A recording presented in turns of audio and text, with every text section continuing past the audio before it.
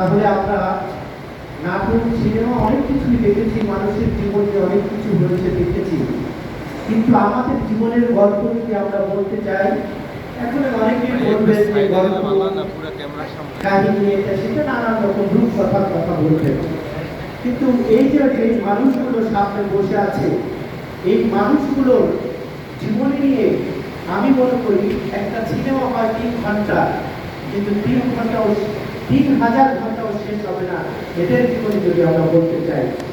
একটা গণতন্ত্রের যে মুক্তি, একটা লড়াইয়ের যে মুক্তি, ভোটের অধিকার, মানুষের অধিকার, এটা কিছু একদিনে হয় না, এটা ধীরে ধীরে করে গড়তে হয়। সেই আন্দোলন সংগ্রামের মধ্যে দুদু ভাই আলাল ভাইরা বলেছিলেন, যার জন্য আজকে বাংলাদেশের গণতান্ত্রিক মানুষের যে সরকার, সেই সরকার পেয়েছে। কিন্তু যারা বিভিন্ন জায়গায় আছেন তাদের কিন্তু ভাবা উচিত যে এই যে সংগ্রাম, এই সংগ্রামের পিছনে কাদেরকে, কারা এখানে ভূমিকা রেখেছিলেন, কারা অবদান রেখেছিলেন। আমি 2008 সালে 1/11-এর পর থেকে দেশ বাঁচাও মানুষ বাঁচাও আন্দোলনের প্রতিষ্ঠাতা যাত্রা শুরু হয়। আমরা খেয়ে না খেয়ে সেই সকালবেলায় ঘুম থেকে উঠে আগে চলে আসতাম পল্টনের প্রেস ক্লাবে, কোথায় মিটিং হবে, কোথায় মিছিল হবে, কোথায় শেখ হাসিনার বিরুদ্ধে আন্দোলন হবে, কোথায় শেখ হাসিনাকে আমরা কিভাবে এই ক্ষমতা থেকে নামাবো, মানুষের অধিকার ফিরে পাবো, সেটাই ছিল আমাদের মাথার ভিতর চিন্তা। 24টি ঘন্টায় এই তরিকুল ভাই, আমরা যারা আছি, হাতে গোনা কয়েকটি মানুষ আন্দোলন করে, বহু মানুষ, বাংলাদেশের 20 কোটি মানুষ। কিন্তু আপনাদের কাছে আমি একটু প্রশ্ন করতে চাই, বলেন তো গত 17 বছরে এই পল্টন, এই প্রেস ক্লাব, রিপোর্টার কয়টা মানুষ 24 ঘন্টা আন্দোলন করেছিল, যাদের সাথে ঘাস পাতা জড়িয়েছিল, যারা খেয়ে না খেয়ে কলা রুটি খেয়ে জীবন কাটিয়েছিল, তারা সেই মানুষগুলো কিন্তু তালিকা হওয়া উচিত ছিল বলে আমি ব্যক্তিগতভাবে একজন রাজনৈতিক কর্মী হিসেবে মনে করি। আমাদের তো অনেক চাওয়া পাওয়া নেই, আমাদেরকে কেউ যদি ডেকে বলে এখানে একটু বছর চা খাও, গল্প করি, তোমাদের জীবনে কত সংগ্রাম করেছো, কতবার জেলে গিয়েছো, কতবার রিমান্ডে গেছো।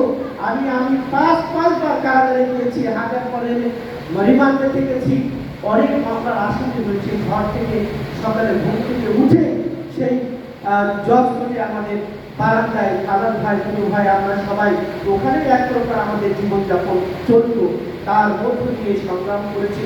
এই ঢাকা শহরে আমি ব্যক্তিগতভাবে 200 উপরে বাসা পরিবর্তন করেছি। শুধু আমি নয়, এখানে যারা আছেন তারাও নিজের ঘরে ঘুমাতে পারেনি। কিন্তু এই ইতিহাসগুলো ভুলে গেলে আমাদের জীবনের, আমাদের সাথে অন্যায় করা হবে। আপনারা সবসময় যদি ইতিহাস ভুলে যেতে চান, তাহলে আপনাদের যখন বিপদ আসবে, সেই বিপদে আপনারা বন্ধুহীন হয়ে পড়বেন কিনা, এটাও কিন্তু দেখার বিষয়। এখানে আমি দেখছি আমাদের হীরা ভাই আছেন, আমাদের ন্যাশনাল ডেমোক্রেটিক পার্টির সোহেল ভাই আছেন, আমাদের প্রতিটি মানুষের প্রতিটি জায়গায় কিন্তু অবদান আছে, এই অবদানের কথা ভোলা যাবে না। অন্তর্বর্তী সরকার একটি গেজেট প্রকাশ করেছে, এখানে যারা আছেন অতিথি তাদের দৃষ্টি আকর্ষণ করেছি। মুক্তিযুদ্ধের সময় আমাদের জন্ম হয়নি, কিন্তু আমরা শুনেছি, এখনো শুনি যে ভুয়া মুক্তিযোদ্ধা হয়। কিন্তু নতুন করে আমরা দেখলাম, আমরা যারা জুলাই করলাম, আমাদের নাম গেজেটে নাই, আছে কাদের নাম যেন, তারা ভুয়া। সেই গেজেটে যারা জুলাই গেজেট করেছেন, সেই গেজেটটা আমরা জোর দাবি জানাচ্ছি। আমি সব মিটিংয়ে বলি যে জোর দাবি করছি, যারা ভুয়া জুলাই ওখানে অন্তর্ভুক্ত হয়েছে, গেজেট করা হয়েছে, তাদের নাম পরিবর্তন করে যারা প্রকৃতি জুলাই, তাদের নাম দিতে হবে। একটু আগে একজন বক্তা বলছিলেন যে তাদের নেতা বা অন্যদের নাম বলছিলেন, তাদের নাম লেখা হয়নি। এই যে দুটো ভাই, এই যে আলাদ ভাই, এই সোহেল ভাই, হীরা ভাই, তরিকুল ভাই, ফখরুল ভাই, এরা কি জুলাই যোদ্ধা না? আমাদের তো অবদান নেই, কিন্তু কেন আমাদের নাম লেখা হচ্ছে না?